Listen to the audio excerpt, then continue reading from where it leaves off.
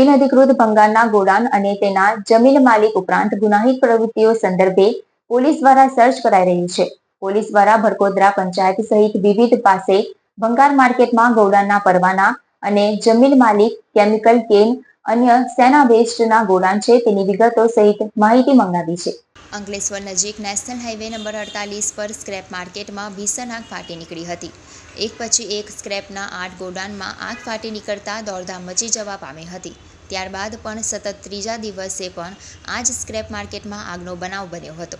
અગાઉ લાગેલી આગમાં ગંભીર ચૂક રૂપે ફાયર એનઓસીના હોવાનું સામે આવ્યું હતું. તો તાજેતરમાં લાગેલ આગમાં ખાનગી જમીન જે રહેણાંક વિસ્તાર માટે ફાળવી હતી તે જમીન ઉપર પંચાયતની મંજૂરી વગર વાણિજ્ય એટલે કે કોમર્શિયલ બાંધકામ કરી અને ભંગારની હાટડીઓ ચલાવવામાં આવી રહી છે. ભંગારના વેપારીઓ દ્વારા જમીન ભાડે રાખીને ગેરકાયદેસર રીતે સ્ક્રેપના માર્કેટ અને ગોડાઉન ઊભા કરવામાં આવ્યા હોવાનું પોલીસ અને વિવિધ એજન્સીઓની તપાસમાં સામે આવી રહ્યું છે.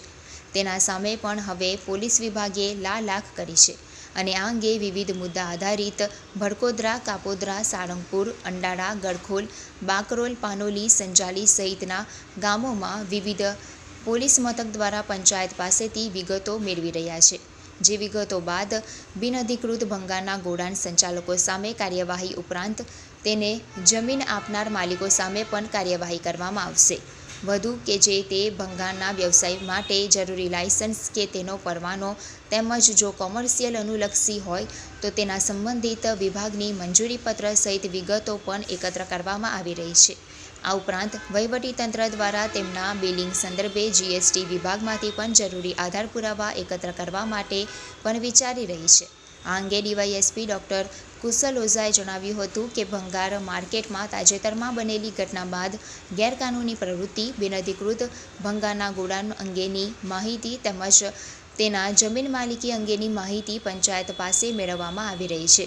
જેમાં હેતુફેર સહિતની વિગતો પણ મેળવવામાં આવી રહી છે.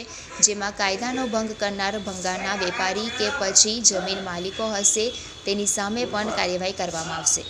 અંકલેશ્વર જીઆઈડીસી પોલીસ વિસ્તારમાં હાલમાં થોડા સમયમાં નોબલ માર્કેટમાં એક ખૂબ મોટી આગ લાગવાની દુર્ઘટના બની હતી, બનાવ બન્યો હતો. જે અનુસંધાને ખૂબ મોટી આગના પગલે 20 જેટલા પ્લોટનો જે ભંગારનો માલ હતો તે સળગી ગયો હતો.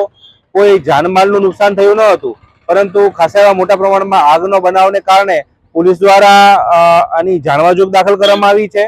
ભડકોદરા ગામ પાસેથી તેની માહિતી આપલા પ્લોટ કોના છે, તેમાંથી કેટલા પ્લોટમાં આ ભંગારી અને ભંગારનું જે કામ કરનારા લોકો છે તેના દ્વારા દબાણ કરવામાં આવ્યું છે. અને આ દબાણમાં કરી અને આ વિસ્તારોમાં અને પ્લોટમાં કઈ પ્રકારની ગેરકાનૂની પ્રવૃત્તિઓ ચાલી રહી છે તેની પોલીસ દ્વારા તપાસ કરવામાં આવી રહી છે. અને એ તપાસને અંતે જો કોઈ પણ ગુનાહિત મળી આવશે, કોઈ પણ પ્રકારનું દબાણ મળી આવશે તો તેમાં આગળની કાયદેસરની કાર્યવાહી કરવા માટેની પોલીસ દ્વારા પ્રક્રિયા હાથ ધરવામાં આવી રહી છે.